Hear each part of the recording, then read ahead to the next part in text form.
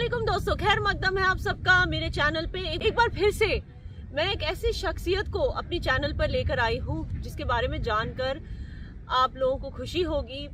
यहाँ पर यूके में भी कुछ ऐसे लोग रहते हैं जो हमारे जम्मू कश्मीर को हर जगह रिप्रेजेंट करते हैं, इंक्लूडिंग यूके पार्लियामेंट में। मेरे साथ मिस मन्नू खजूरिया जी हैं, जम्मू की बेटी हैं और यहाँ पर सोशल एक्टिविज्म भी करती हैं और at the same time Jammu and Kashmir की आवाज को हर जगह उठाती हैं। इनकी वजह से मेरा एक वीडियो जो है यूके पार्लियामेंट में भी प्ले किया गया है। तो दोस्तों, हमारे इंडिया के जम्मू कश्मीर की आवाज जो है यूके पार्लियामेंट में सुनी गई है सिर्फ इनकी बदौलत।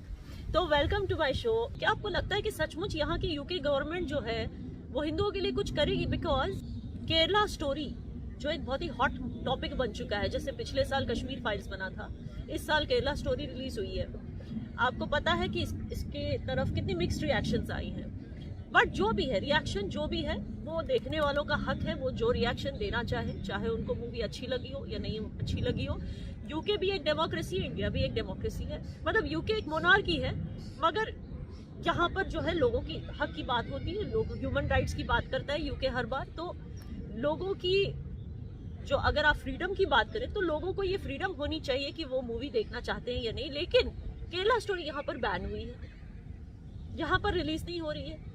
तो क्या आपको नहीं लगता ऑलरेडी ये बायस दिखाई दे रहा है? नहीं, एब्सोल्युटली बायस दिखाई दे रहा है। बिकॉज हाल में जो लेस्टर में वायलेंस हुआ था, जो हिंदूज के अगेंस्ट हुआ था पिछले साल, उसमें भी हमने यही देखा कि एक तो मीडिया बायस था। पहली बात कि ऐसे लोगों को प्लेटफॉर्म किया गया ऑन सर्टन मीडिया चैनल्स जो थे, खासकर बीबीसी हो गया, गार्डियन हो गया, इनमें ऐसे लोगों को प्लेटफॉर्म दिया गया जो पहले से ही जाने जाते हैं कि they are extremist voices, they are Islamist, जो झूठ बोलते हैं, जिन्होंने काफ़ी फेक स्टोरीज फैलाई, दोनों कम्युनिटीज़ के बीच में और ज़्यादा डिवीजन हो, उसके लिए बहुत सारी चीज़ें की।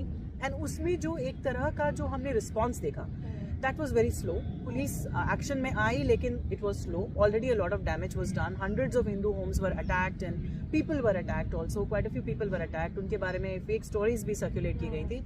और उस शहर का जो मेयर था पीटर सोल्सबी, अभी भी वही मेयर है, उनका रिस्पांस बहुत खराब हुआ क्योंकि वो उन्हीं एक्सट्रीमिस्ट लोगों के साथ खड़े हुए दिखाई दिए गए। बट आपको क्यों लगता है ऐसे क्यों है? क्योंकि क्रिश्चियनिटी, क्योंकि यूके एक क्रिश्चियन कंट्री है, क्रिश्चियनिटी और इस्लाम दोनों एब्राहमिक रिलीजन्स हैं, इसीलिए वो इस्लाम को ज्यादा सपोर्ट करते हैं, हिंदुइज्म को कम। Do you think that's one of the reasons? The biggest या हिंदूज कम हैं इन पॉपुलेशन तो वोट्स जो हैं वो मुस्लिम्स की ज्यादा आएंगे, तो उस हिसाब से वो इस तरह भी बिल्कुल वो अपनी दे पैंडर टू देयर कॉन्स्टिट्यूएंसी। तो वो अपने देखते हैं कि हमारे इलाके में किस तरह के लोग ज्यादा रहते हैं। अगर उस इलाके में अगर आपको लगेगा कि पाकिस्तानी ज्यादा रहते हैं या एक पर्टिकुलर फेथ के लोग ज्यादा रहते हैं, तो फिर वो उनकी तरह बातें करते हैं, विच इज वेरी अनफॉर्चुनेट। क्योंकि जब आप ऐसे एक्सट्रीमिस्ट वॉइसेस को प्लेटफॉर्म कर देते हैं तो आप उस कम्युनिटी के लिए भी कोई अच्छा नहीं करते, क्योंकि आप उस कम्युनिटी के बच्चों के लिए भी एक बैड एग्जाम्पल सेट कर रहे हैं कि भाई ये आपका कैसे आपका वो एक स्पोक्स पर्सन हो सकता है। तो उनके भविष्य भी, उनका भविष्य भी, उनका फ्यूचर भी खराब हो रहा है। तो ये एक बहुत बड़ा रीजन है कि डेमोग्राफी,